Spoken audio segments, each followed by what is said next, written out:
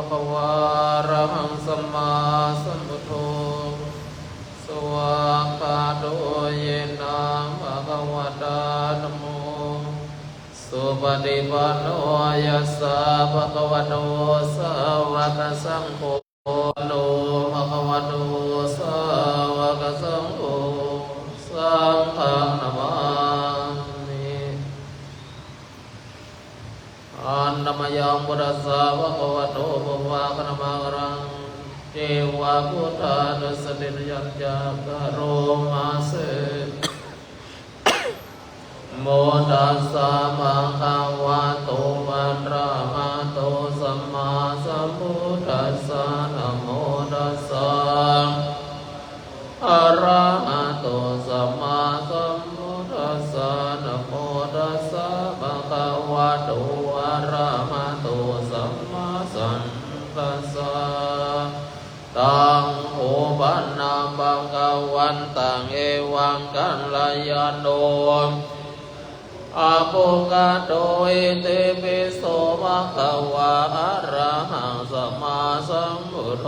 อิจฉาจารณะสัมปันโนสุขโตโรกเวโทอนุตตโรมัสสารทิสัทธาเทวะพุทโธมังกังวันตินันนมยังพุทธาภิกิติงโรมาเสวราหันดาวารันตาดิงปุณนาภิยุตโตสุตตาภิญาณการุณาอิสัมมากัตโตเทสิโยชุชานาตังกมาลังวาสุโรวันทามนังสิรักษาสิเลนตังอุโทโยสัพพะปะเนนังสุรนังเอมามุตตมะตัตตมานุสันตินานังวันทามิตาสิเรนะหังพุทธัสสะหัสสะเมตะสุวาโลภโตโลกัสสะกตาจาวิทาดาจาหิตัสสะเบพุทธัสสะหังเนยะเรเมสาริรังตันจิตังวันทันตุหังพุทธัสสิวาสุโคติตังนาติเมสารนังอัญญังพุทโธเมสารนังวรังเอเตนะสัจจวะเชนะวัตตยังพุทธังเมวันดามันเดนะยังพุทธังปัสสุตังวินาสังเฮปิอันตรายเม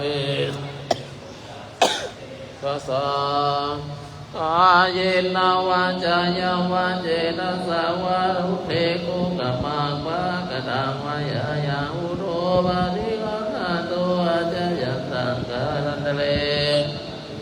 วะพุทเทอันนมยังนัมมานุสติยังโรมาเสวะคาโตมะขาวะตาโมสันเทโกอะกะลิโกเอวะเสโก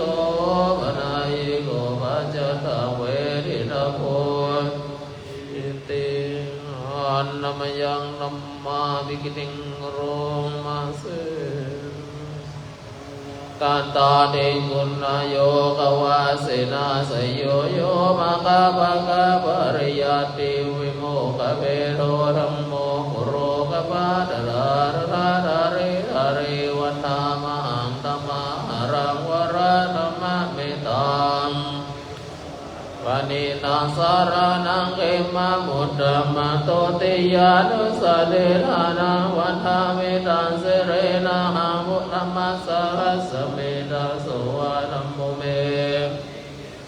ธัมโมโรกัสสะกตาจาเวดาตาจาอิตัสสะเวรมัสสะหังนิยาเรเมสาริรังชีเวตังจิตังวันนันตุหังมัสสิวาสุธรรมตังนาติเมสารนังอัญญังธัมโมเมสารนังวรังเอเตนะสัจจวะเชนะตุสัสสะเรธัมมังเมวันตาภะเนนะยังพุญญังปัสสุตังอิทัสสะเปปิอันตรายเมมะเหสงรัสสะเตจะสากายนวาจายาวาเจตัสสาวาสเมกุกัมมังปังเกตังวายายังธัมโมมะนิกัมหะตุวาจายัตตั ตุวะธัมเมอันนามยังสังฆานุสติยังโรมาเสอาคาวะโตสาวกสังโฆอุชุปฏิปันโนภะคะวะโตโกยายาปฏิปันโนภะคะวะโตสาวกสังโฆสามิจิปฏิปันโนจัตตาริปุริสายุคานิอัตถปุริสาปุคคาราสาวกสังโฆเขาไงโยทักขิอันเจลิกลานิโยอนุตตรังมุญญาขิตังโภคัสสติอันนามยังสังฆาภิกิติงโรมาเสติคุณนาทิยุตโตโยธาปิโลอาริยบุคลาสังฆสิโตศีลาธิธรรมจิตโตวันธามหังตัมมาทิยานาคนังสุสุนังสังโฆโยสัมมาปานินังสารนังเขมามุตตัมมันตาติยานุสติตานามอังสังคัสสะหัสเมตาโสวะสังเมสามิกิสโลวิตาตัจจาหิตัสสะเมสังคัส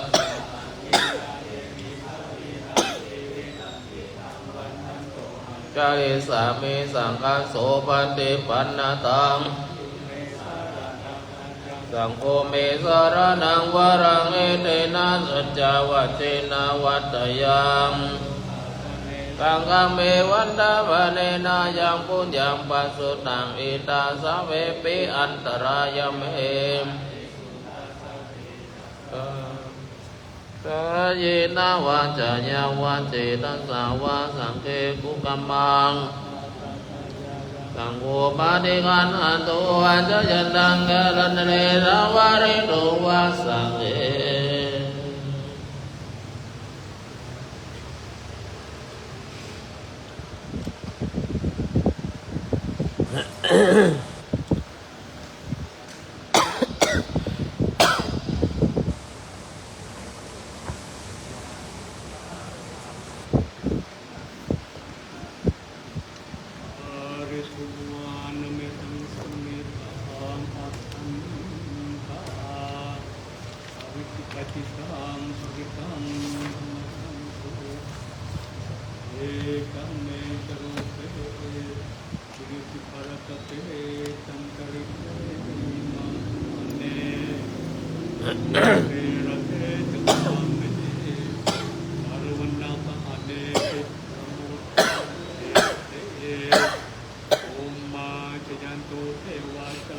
สวดสับ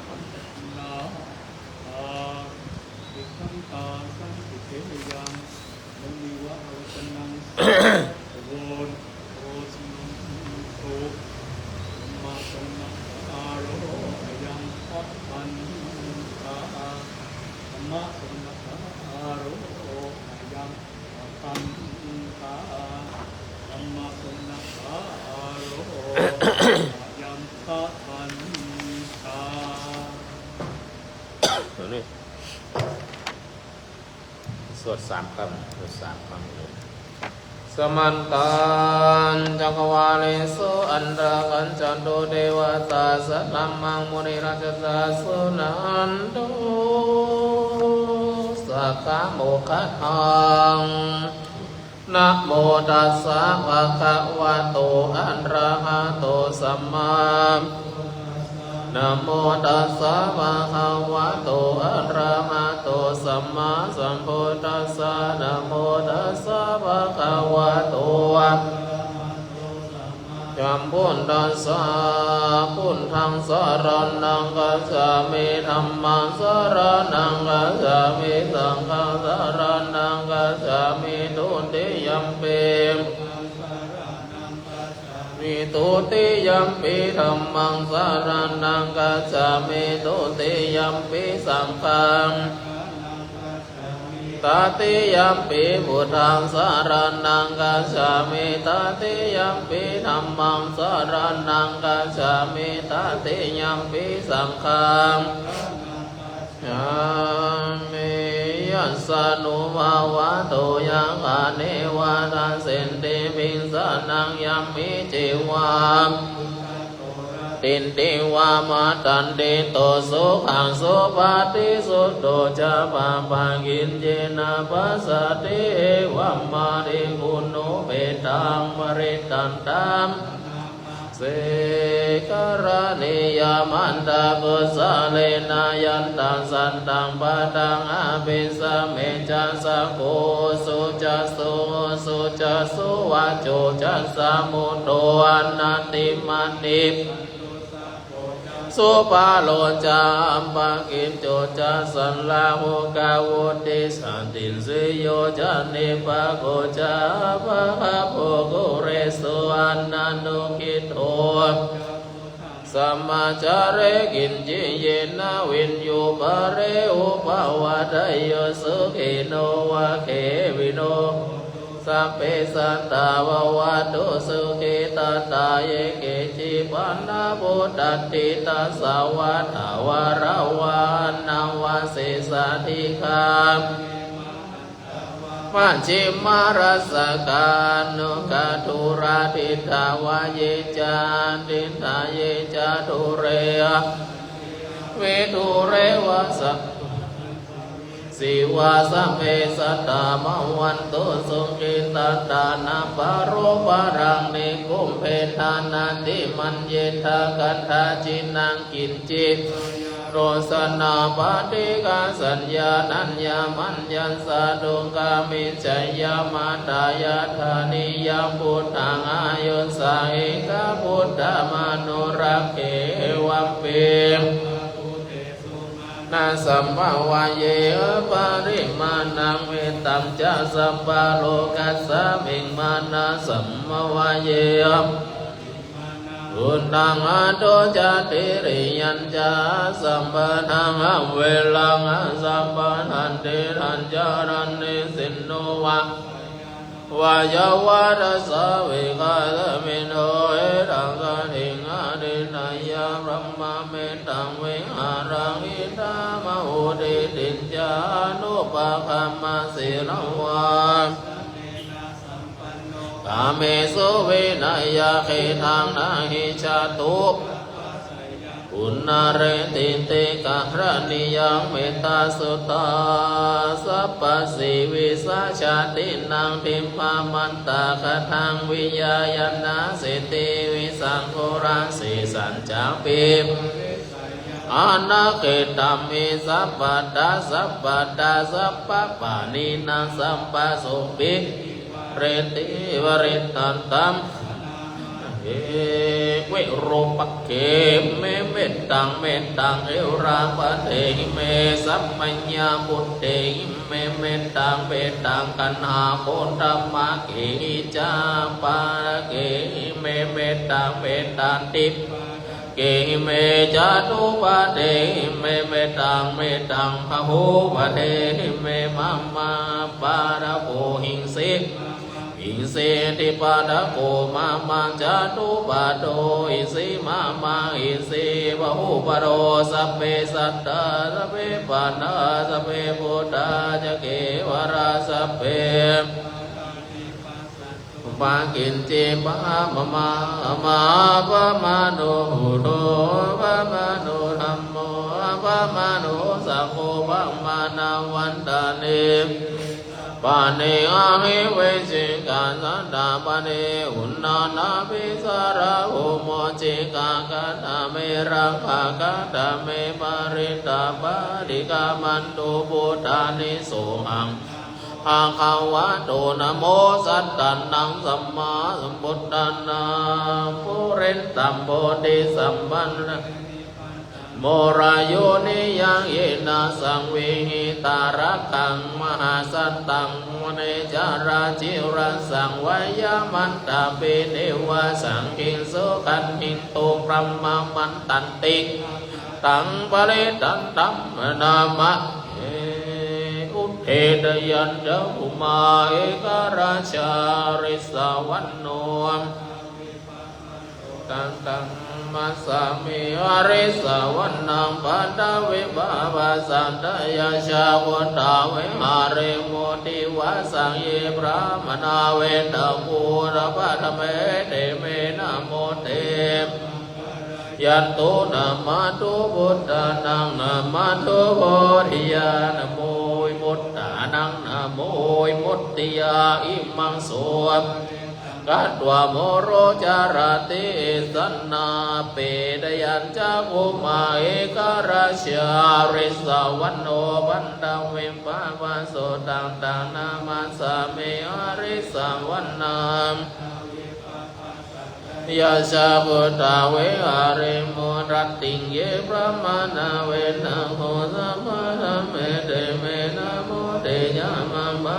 ยันโนนามาโดนานานามาโด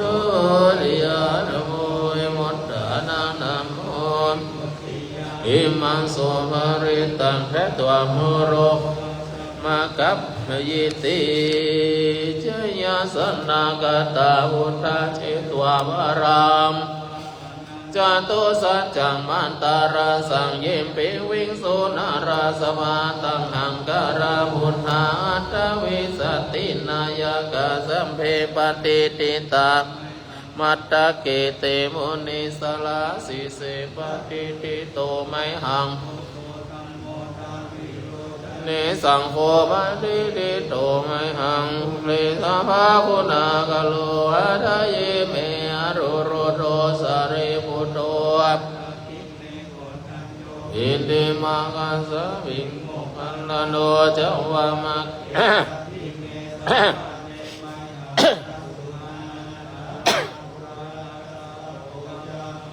นะโมปะสุวะมาโสตังเกเกสันเตปินติมังคัสสะมิงโยวะปะมังคารนิสิโนสิริสัมปันโนโสภิโตมุนิปุงกะโวกุมารังคัสสะโพธิโรอาโกโสไมหังวัฏเนนิจัมปฏิราเสกุณากโรปุณโนอังคุลิมาโลจาอุปาลินันตสิวะเลอิเมปัญจเทระกามะมาสิสาสิติมหาเทระจินตาวันตาจินโนราสาสารันตาศีลาเตชินนัง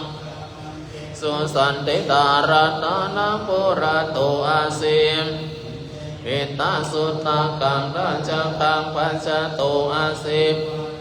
โอเลมาลากังอนาโมรามเรดัญจานตนาติยาสุตตะกังอังกาเสจันตนาอาสิเสสาปังการสันนิราชินานังวาราสังยุเตปังกาลลังกเทวะสะโตเมสังกิจินาสัมมาสัมพุทธาปัญจเรวัตวิตามอังอิลาจารุปัตตวาสิสาวินายยันตุอนันตาอุณาเตจัสสะชินนามัจจามิเวหารันตังมหิตเรสันนามาเรนตุมังสัพเพเตมหาภูริสัสมาหิเจวะเมกะโตระโคสุระโคพุทธาปันตโวธัมมานุภาเวนะจิตาริสังโฆสังฆาชินตันตรายโยจารามินัมมานุภาวะภริโตติจยปัญจลามัณนะกะสังฆาติติตาจะมยาปัญจเวกิตวยังจีวารังปริวุตังตังยาวะเทวะ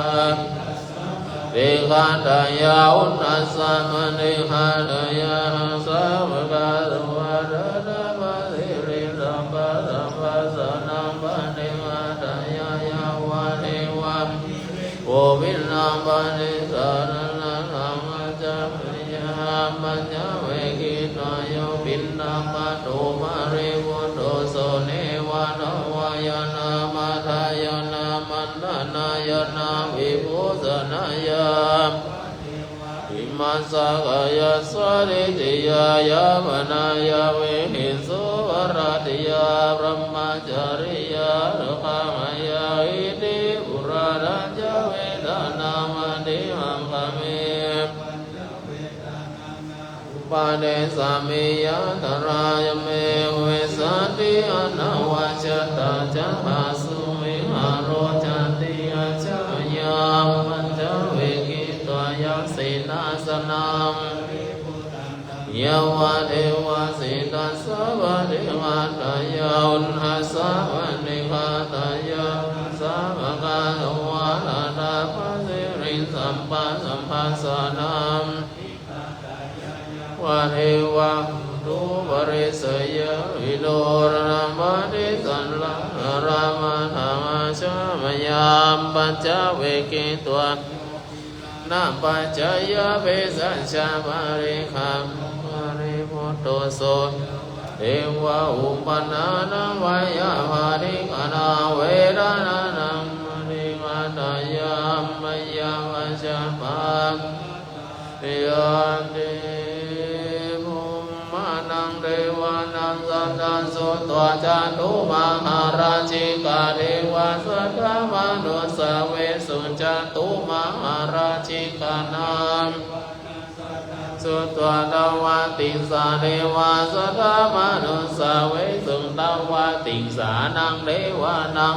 ตังสุตวะยามาเทวาสัทธามนุสาเวสุยามานังเทวานังสัตตาสุตวะตุสิตาเทวาสัทธามนุสาเวสุตุสิตานัง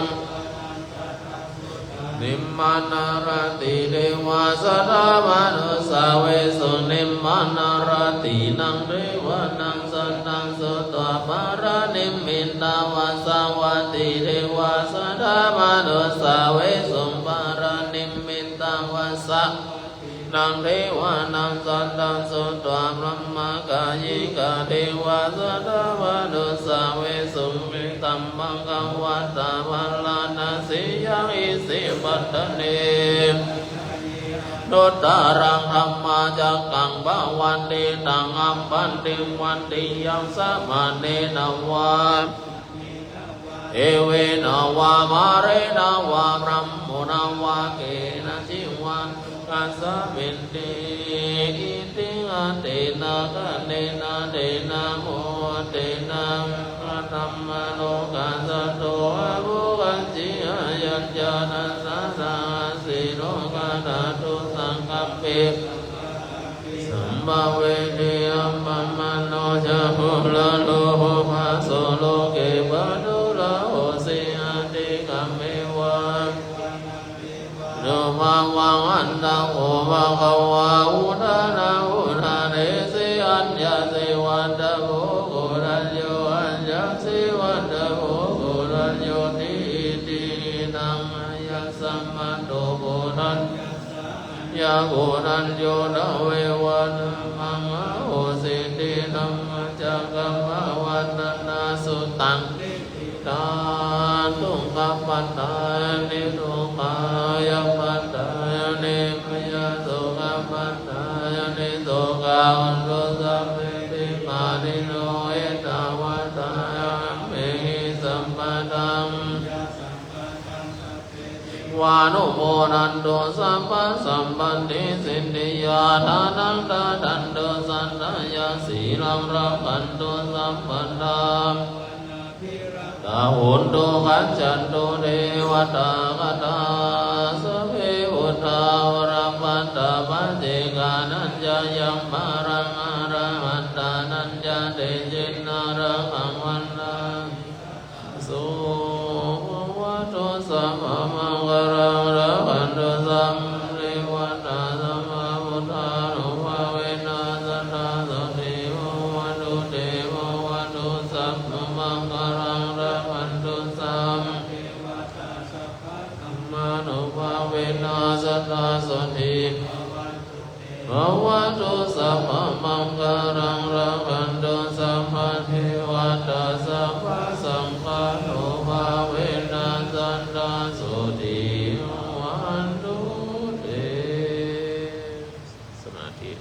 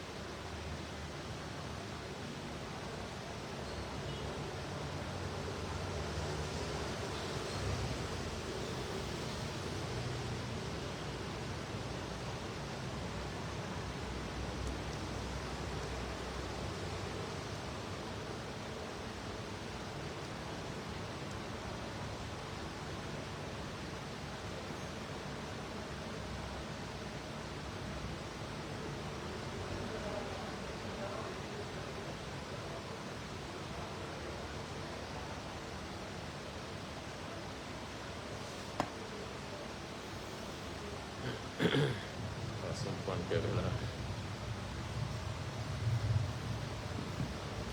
อันธรรมยังอุทิศนาทิฏฐานาคาทายุมนามาเสนาปุญญากรรมเมนาอุปัชฌาคุณโนตระอาจาริยุปการัญจามาตาปิตายยานากัสจันติมาราชาคุณาวันตานาราปิจาพรหมามาลาจาอินทาจาโลกาวาตายโมมิตามนุสัจจามัจจตาเวริกาปิจาสัพเพสัตตามยานิปังกันตานิเมสุปัญจติวิทันเดนตุคิมปังปะเประโวมาตังอิมินนามอิมินาอุติเสนาจาคิปังหังสุราเพเจวานานุปาทานาเจรนาเยรันดาเนนานามายาวานิปารตุมามังนัสสันตุอาชาโตมาเววชุจิตังสันติปัญญาสันเลโอเวริยเมนามาลาลาปันตุโนกัสสังกตุนจาเมบุทาเรปาวาโรนาโดรัมโมนาโดวารุณาโมนาโดปัจเจกะบุโตจาสังโฆนาโดนาโลมามาเตโตธรรมโนภาเวนะมาโรกัสสังตุมา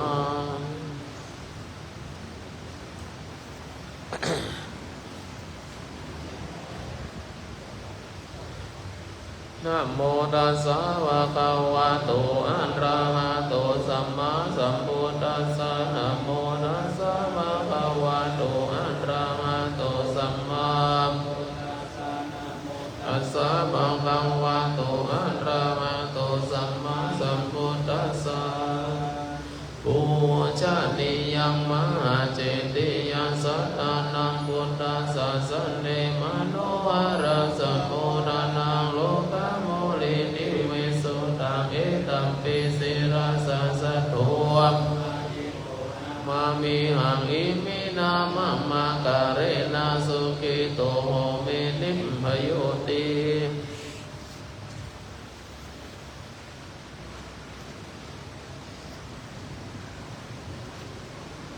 วันตามิวันเตสัมปังอาภาราหังอัมมาระเมวันเตมยากาตังปุญญาสามินาอนุโมทิตาปัสสามินากาตังปุญญาไมหังตาดาปังสาธุสาธุอนุโมทามิวันตามิพุทธังสัมปังเมวันโตสังฆมาธัมเมวันเตวันตามิธัมมังสัมปังเมวันโตสังฆมาธัมเมวันเตวันตามิสัมปังเมวันโตสังฆมาธัมเมวันเตวันตามิกรุปัสสะจานิเยสัมปังเมวันโตสังฆมาเมวันเตวันตามิกัมมันธานังสัมมังเมวันโตสังฆมาธัมเมวันเตวันตามิอาราเมวันตาสิมายัง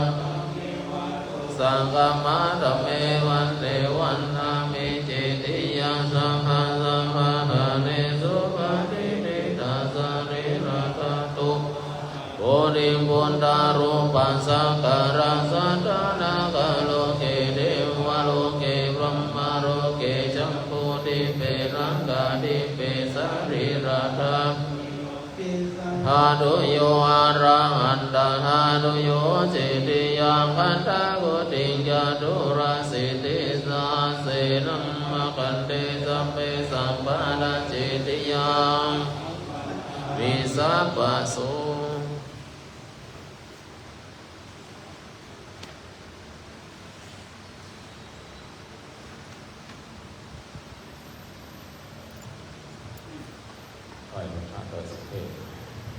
สุวรรณเจติยะเกสาวาลามัตตาลุงคังวารัญญาตาตุสุเทวานามากังนาราเทเวหิสัพพะ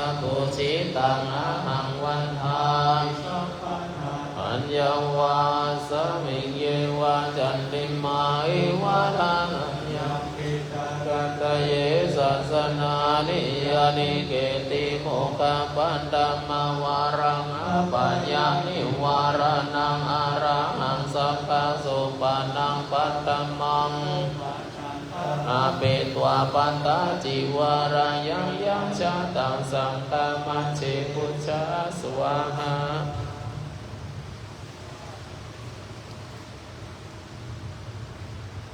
โอ้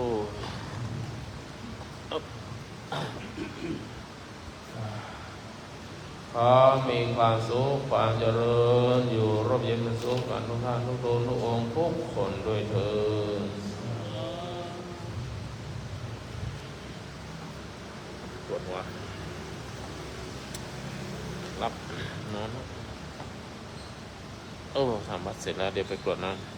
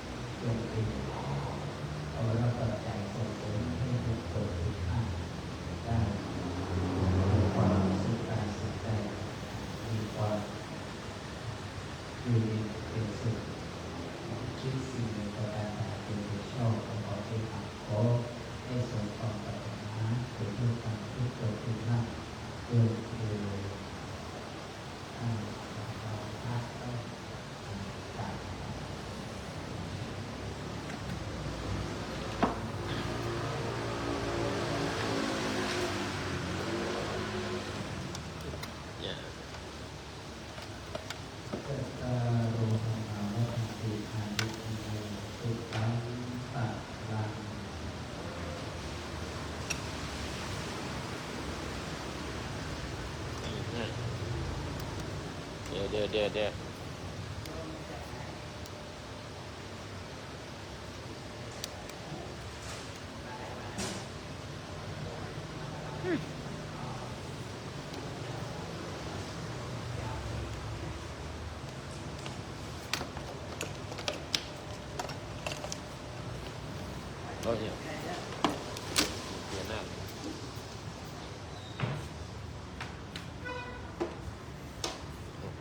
ให้ลมลงไป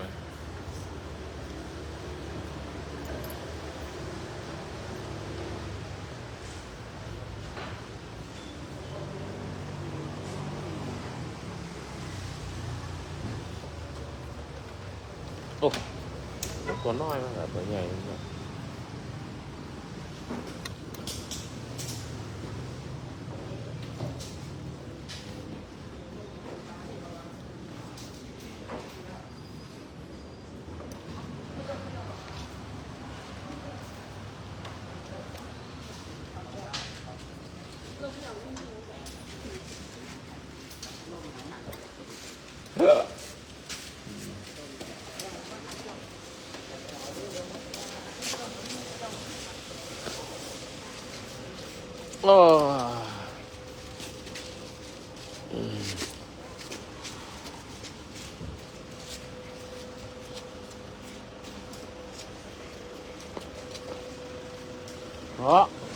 สิ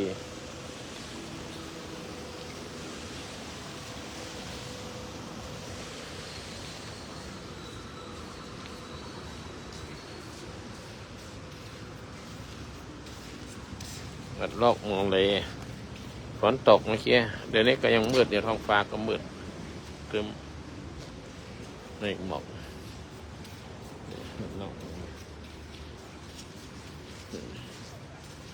เดี๋ยวกรวดน้ำด้วยกัน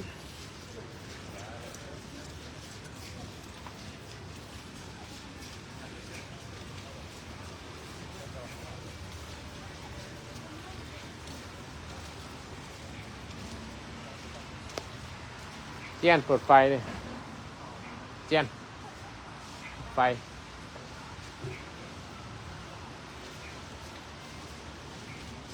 เด็กกุฏิ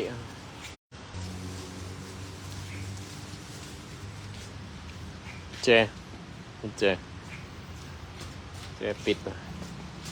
เปิดไฟกุญแจนี่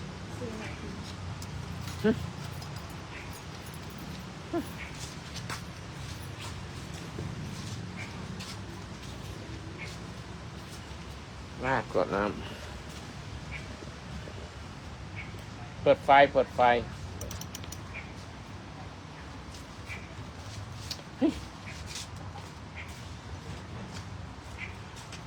ดน้ำนะใครมีที่กดน้ำสะอาด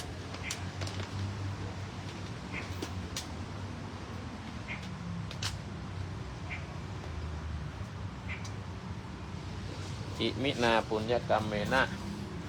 ได้เดชบุญกุศลทั้งหลายขอที่สมุทรสงสารปัญหาขอเกิดไม่เกิดที่ส่งข้าพเจ้ามาเกิดด้วยบุญกุศลที่ข้าพเจ้าได้เพื่อใส่บารมีทานศีลภาวนาศีลสมาธิปัญญาเพื่อเพื่อ3เพื่อ10จะได้กรรมบารมีความมีทั้ง10ขั้นสามารถเป็นบัตรเรื่องการนะครับ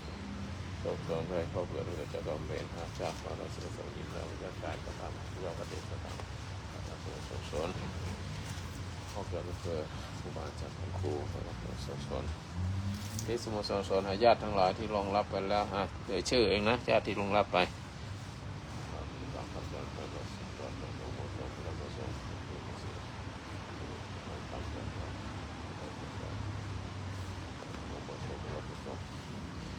ที่สมุทรสอนเลยหายยังทุกท่านทุกคนองน้องชายขุดสะท้องลงรับไปแล้วเราส่งสอนมีความสุขความเจริญนะครับแต่โยบิดามารดาพ่อแม่เขาจะร่วมรับไปสู่สงสารจนฟ้าญาติพี่น้องที่มีชีวิตอยู่ให้มีความสุขและมีเงินทองร่ำรวยโดยโชคดีครูบาอาจารย์ทั้งหลายผู้เป็นการรบกวนทั้งหลายเรารับส่งสอนครูบาอาจารย์ทั้งหลายที่มีการรบกวนทั้งหลายผู้ส่งสอนเราจนถึงข้าพเจ้าผู้มาวันยุติสุดจะสิ้นโลกจะสิ้นเดือนจะตามบทวันเรียนรถเมื่อสมิตรเราคนก็เราพอชอบเจริญพันธุ์แนวที่ก็ทำให้เจริญพันธุ์เราก็ส่งสอนสิดีการรวมเรียนรถของพอชอบอาจารย์ของเราสอน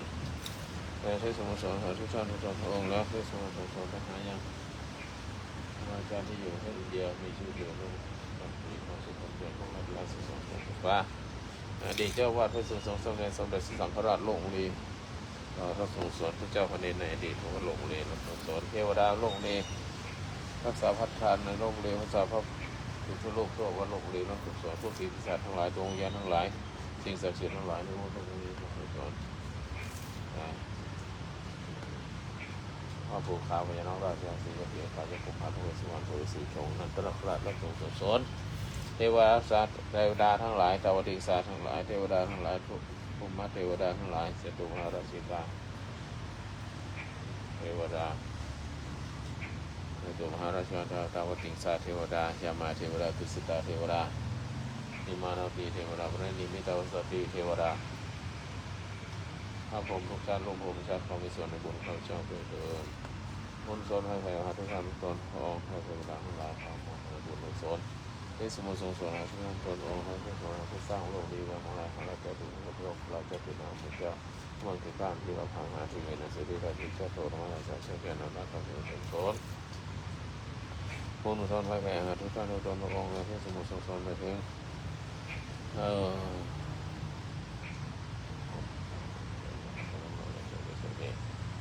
ตัวที่ทรงสนถวายเป็นพระสงฆ์ล้นเกล้ารัชกาลที่9ขององค์ท่านเสด็จทรงสนพระราชสมยิ่งไปถวายพระสงฆ์ล้นเกล้ารัชกาลที่10พระราชินีพระพันปีหลวงพระวงศ์สาวงศ์ทุกพระองค์เอาทรงพระเจริญทรงพระโปรดใสทรงก่อนกำนานเท่านั้นที่ทรงสนหาสมเด็จเจ้าฟ้าหญิงพระเจ้ากิติภาขององค์ท่านทรงหายจากพระประชวรขอพระองค์พาทรงหายจากพระประชวรขอเป็นพระกุศลสมเด็จพระสังฆราชมหาเถรสมาคมทุกรูปพระสังฆาธิการทุกระดับชั้นในสุดทรงเสด็จทั่วราชจักรนอกราชจักรในทุกความความเกิดเป็นบุญเป็นส่วนไปถึงยังทุกท่านทุกคนพระองค์และที่สมุทรสงครามและหายัง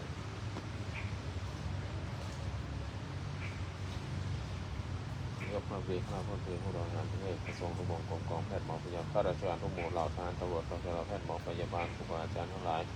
ทหารที่อยู่ชายแดนขอให้สุขภาพปลอดภัยร่มเย็นเป็นสุขตลอดถึงคณะผู้บริหารประเทศองคมนตรีท่านองคมนตรีและสสผู้นำสสประธานสสฝ่ายค้านผู้นำฝ่ายค้านคณะสวประธานสวคณะบริหารสสมีความสุขความเจริญให้มวลชนให้แผ่หาผู้มีการรบกวนต่อประเทศชาติจิตอาสาทุกท่านมีความสุขความเจริญขอบุญกุศลให้ใครเป็นแล้วขอทุกท่านทุกคนมีความสุขความเจริญสรรพสัตว์ทั้งหลายโลกนี้มีความสุขเจริญมนุษย์ทั้งหลายในโลกนี้จะได้ก่อภัยสงครามขอมนุษย์ทั้งหลายมีแต่ความเจริญรุ่งเรืองสันติสุขจงมาเกิดขึ้นท้ายที่สุดขอข้าพเจ้าและเพื่อนๆทุกคนที่อยู่ในห้องนี้จงมีแต่ความสุขความเจริญร่ำรวยโชคดีเข้าถึงธรรมสูงยิ่งไปอายุวันโนสุขังพลังสาธุ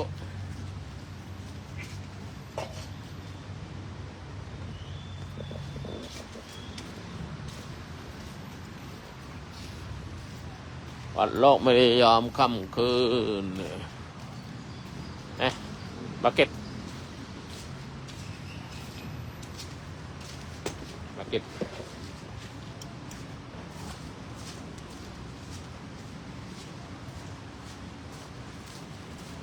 สวัสดีทุกท่านทุกคนเต๋อเชิญยิ้มปุ๋ยศักดิ์สยามใครเนี่ยมีเชิญยิ้มจริงหรือเปล่าเล่นตลกนะคุยได้สักนิดหน่อยเดี๋ยวจะลงละวัฒนาสาธุทุกท่านทุกคนที่เข้ามาวันนี้เช้าก็เจอกันตี55วันนี้ตอนเปิดห้องหรือเปล่าเนี่ยค่ะฮะก็เปิดกับหลวงพ่อก่อน8 โมงเดี๋ยวดูก่อนวันนี้ไม่มีใครมาหรอคะเดี๋ยวจะลงแล้วอาจารย์จะรีบลงไปไหนลูกศิษย์มารอกันอยู่ตั้งแต่เด็กลงแล้วอาจารย์มีหัวข้ออะไรมั้งคะเย็นนี้ก็กำลังใจโอเคค่ะกำลังใจคนไทยทั้งชาติค่ะกำลังใจท่านอาจารย์พิชิตเลยนั่นแหละไม่รู้เป็นเมื่อเช้าก็มาแต่ไม่พูด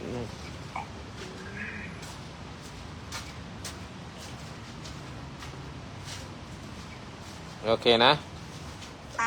ขอมีความสุขความเจริญดอกกุหลาบ3 ดอกยังไม่ได้เลยโชคดี